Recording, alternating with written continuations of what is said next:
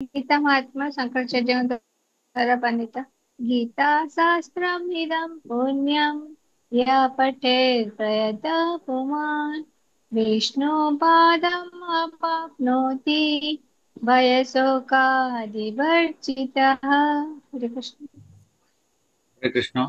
भगवत गीता ହେଉଛି ଈଶ୍ୱରୀୟ ସାହିତ୍ୟ। ଯିଏ ଏହାକୁ ଯତ୍ନର ସହ ପଢ଼େ ଏବଂ ଅନୁସରଣ କରେ ସେ ସମସ୍ତ ଭୟ ଏବଂ ଚିନ୍ତାରୁ ମୁକ୍ତ ହୋଇ ଭଗବାନ କୃଷ୍ଣଙ୍କ ଆଶ୍ରୟ ପାଇଥାଏ। ହରେ କୃଷ୍ଣ।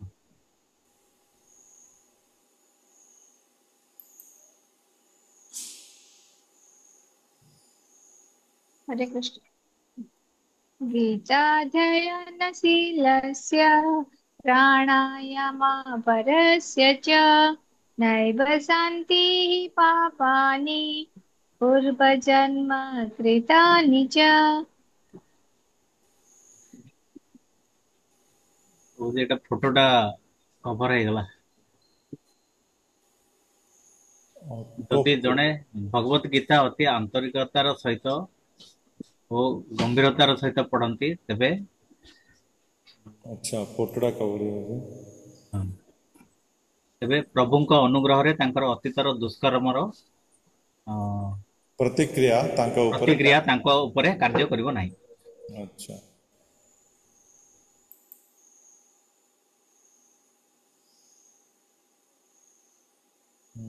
फोटोटा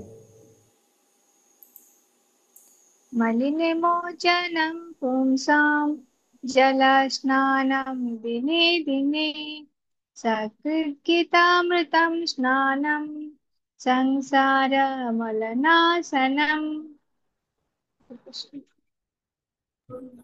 ହରେ प्रभुजी हरे କୃଷ୍ଣ। कृष्ण। ବ୍ୟକ୍ତି ପ୍ରତିଦିନ ଜଳରେ ସ୍ନାନ କରି ଶୁଦ୍ଧ ହୁଏ, କିନ୍ତୁ ଯଦି ଜଣେ ଥରେ ମାତ୍ର ଭଗବତ ଗୀତା ରୂପୀ ପବିତ୍ର ଗଙ୍ଗା ଜଳରେ ସ୍ନାନ କରେ ସେ ତାର ଜୀବନର ସମସ୍ତ ମଇଳାକୁ ଧୋଇ ସଫା କରିଦିଏ। ହରେ କୃଷ୍ଣ।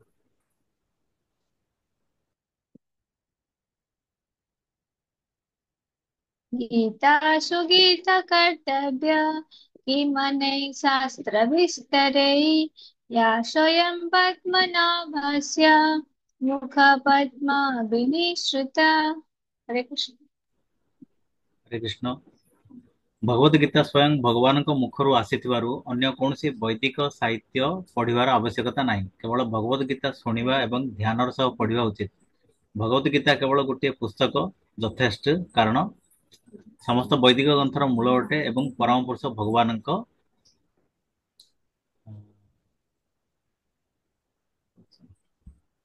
प्रभु जी देखा जाए।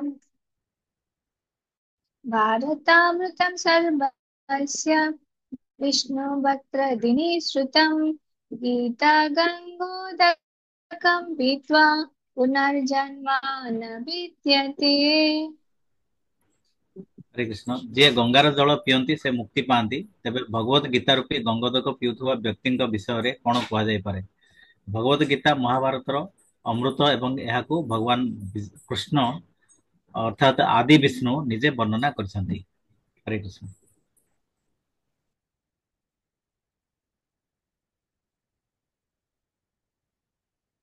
सर्वोपनिषदो गावो दुग्धा गोपालनन्दनः पार्थो वश्च सुधीर्भोक्ता दुग्धं गीतामृतं महत्।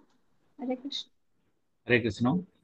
ଏହି ଗୀତୋପନିଷଦ ଭଗବତ ଗୀତା ଯାହା ସମସ୍ତ ଉପନିଷଦର ମୂଳ ଅଟେ ସେ ଏକ ଗାଈ ପରି ଏବଂ ଗୋପାଳ ବାଳକ ଭାବରେ ଜଣାଶୁଣା ଭଗବାନ କୃଷ୍ଣ ଏହି ଗାଈକୁ ଦୋହନ କରୁଛନ୍ତି। ଅର୍ଜୁନ ବାଛୁରୀ ସଦୃଶ୍ୟ ଏବଂ ସମସ୍ତ ଜ୍ଞାନୀ ତଥା ଶୁଦ୍ଧ ଭକ୍ତମାନେ ଭଗବତ ଗୀତାର ଅମୃତ କ୍ଷୀର ପିଉଛନ୍ତି। ହରେ କୃଷ୍ଣ।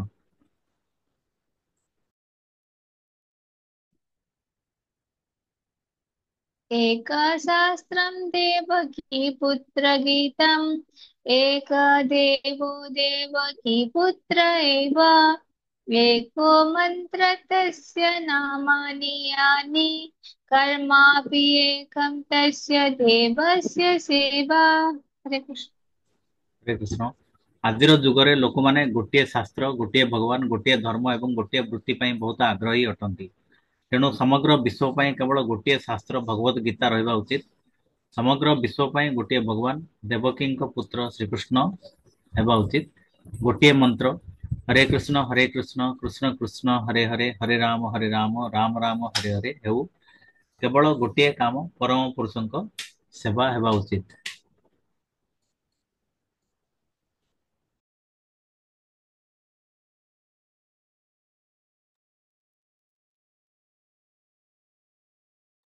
बुझी म्यूट है जिंदगी सुबह।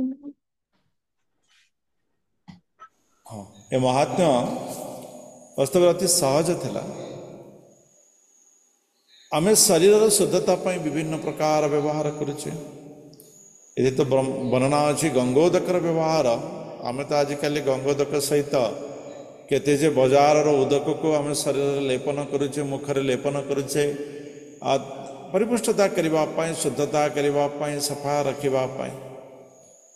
କିନ୍ତୁ କେବେ ଆମେ ଚିନ୍ତା କରିଛେ ଯେ ଆମର ବାହ୍ୟର ଏଇ ଯେଉଁ ସୌନ୍ଦର୍ଯ୍ୟ ଶୁଦ୍ଧତା ଆଠାରୁ ଭଳି ଆହୁରି କିଛି ଶୁଦ୍ଧତା ରହିଛି? କେଉଁ ଶୁଦ୍ଧତା ଆମ ପାଇଁ ଆବଶ୍ୟକ ଅଛି? ଏବଂ ଯଦି ଆମ ପାଇଁ ଆବଶ୍ୟକ ଅଛି ତେବେ ତା ପାଇଁ ଆମେ କ'ଣ କରୁଛେ? ବାସ୍ତବରେ ଆମେ କେବେ ବି ଚିନ୍ତା ହିଁ କରିନେ। ଅନ୍ତଃକରଣର ଯଦି ଶୁଦ୍ଧତା ନାହିଁ, ମାନେ ଯେମିତି ଦେଖନ୍ତୁ ଆପଣଙ୍କୁ ଥଣ୍ଡା ଜ୍ୱର କୋଲ୍ଡ ଇଫେକ୍ଟ ଫିଭର ହେଇଛି, ଆପଣ କ'ଣ କରିବେ? ପାରାସିଟାମଲ ଖାଇଦେବେ ଏବଂ ବହୁତ ପାଣି ପୁରା ଥଣ୍ଡା ପାଣି ପୁରା ମୁଣ୍ଡ ପୁରା ସଫା କରି ଗାଧେଇବେ। ତେବେ କାହାର ଇଫେକ୍ଟଟା ହେବ? ପାରାସିଟାମଲରେ ଦେହ ଭଲ ହେବାର ନା ଥଣ୍ଡା ପାଣିରେ ଦେହ ଖରାପ ହେବାର? ଏମାନଙ୍କ ଭିତରେ ସଂଘର୍ଷ ଚାଲିବ। ଯଦି ସ୍ନାନରେ ନିୟନ୍ତ୍ରଣ ଏବଂ ଔଷଧ ସେବନ ଏକାଠି ହେଇଯିବ ତେବେ ବାସ୍ତବିକ ଦୁଃଖଟା ଅତି ଶୀଘ୍ର ଆମଠାରୁ ପଳେଇଯିବ।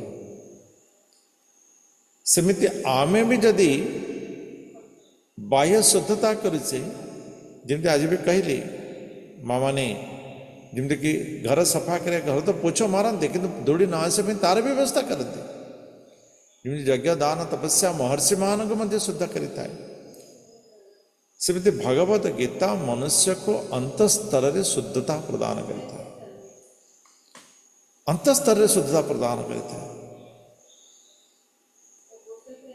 ମନୁଷ୍ୟ ଅନ୍ତଃସ୍ତରରେ ଯେତେବେଳେ ଶୁଦ୍ଧତା ପ୍ରାପ୍ତ କରିଥାଏ, ତାହା ପାଖରେ ଥିବା ତାହାର କର୍ମ ସ୍ୱଭାବ ଇଏ ଅନ୍ୟକୁ ପ୍ରଭାବିତ କରିଥାଏ। ତେଣୁ ଅନ୍ତଃକରଣ ଶୁଦ୍ଧତା କରିବା ପାଇଁ ଭଗବତ ଗୀତା ହେଉଛି ଏକମାତ୍ର ଶାସ୍ତ୍ର, ଏକମାତ୍ର ବିଷୟ ଯାହା ଭଗବାନଙ୍କର ସ୍ୱୟଂ ମୁଖ ନିଃସୃତ ବାଣୀ ଅଟେ। ତେଣୁ ଭଗବତ ଗୀତା ମନୁଷ୍ୟକୁ ଏକ ଉତ୍ତମ ଦିଗନ୍ତ, ଉତ୍ତମ ପ୍ରକାଶ ପ୍ରଦାନ କରିଥାଏ। ଏଥିସହିତ ଆଜିର ଏହି ବିଷୟକୁ ଆମେ ଏଠି ସମାପ୍ତ